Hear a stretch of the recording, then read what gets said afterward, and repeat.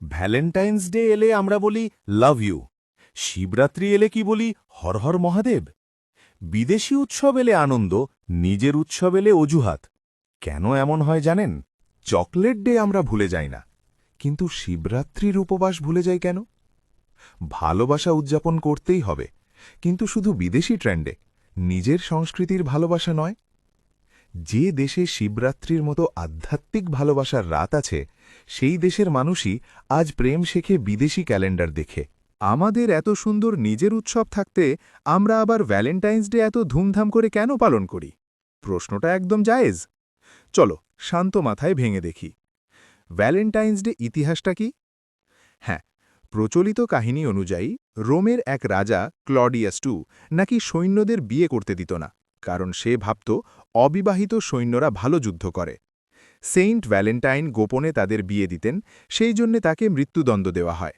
পরে তার শ্রমণে বিনটা প্রেমের প্রতীক হয়ে যায়। মানে শুরুর গল্পটা ছিল ভালোবাসা আর সম্পর্ক রক্ষা করার প্রতীক, চকলেট বিক্রির দিন ছিল না। তাহলে আমরা এত ধুমধাম করে পালন করি কেন? এটার আসল কারণ ধর্ম না, global culture plus marketing. Social media, cinema, বিজ্ঞাপন, গিফট কালচার এগুলো মিলে দিনটাকে লাভ ডে বানিয়ে দিয়েছে।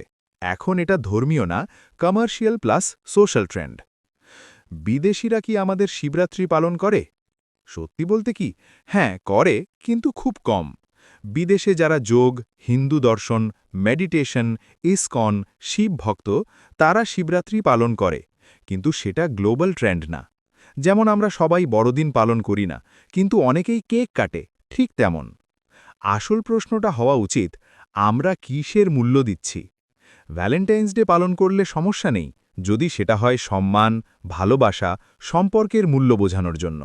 সমস্যা তখনই যখন নিজের সংস্কৃতি ভুলে শুধু ট্রেন্ড ফলো করি। ও, শিবরাত্রি বনাম ভ্যালেন্টাইন্স ডে। মজার কথা কি জানো? ভ্যালেন্টাইন্স ডে হল মানবিক ভালোবাসা, শিবরাত্রি হল ভক্তি, ত্যাগ ও আধ্যাত্মিক ভালোবাসা। দুটোই ভালোবাসা, কিন্তু স্তর আলাদা।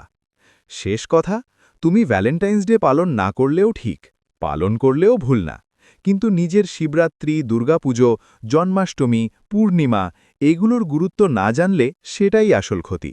বিদেশি উৎসব এলে আমরা উচ্ছ্বাস দেখাই, নিজের উৎসব এলে যদি ভক্তি না থাকে তখনই সমস্যা।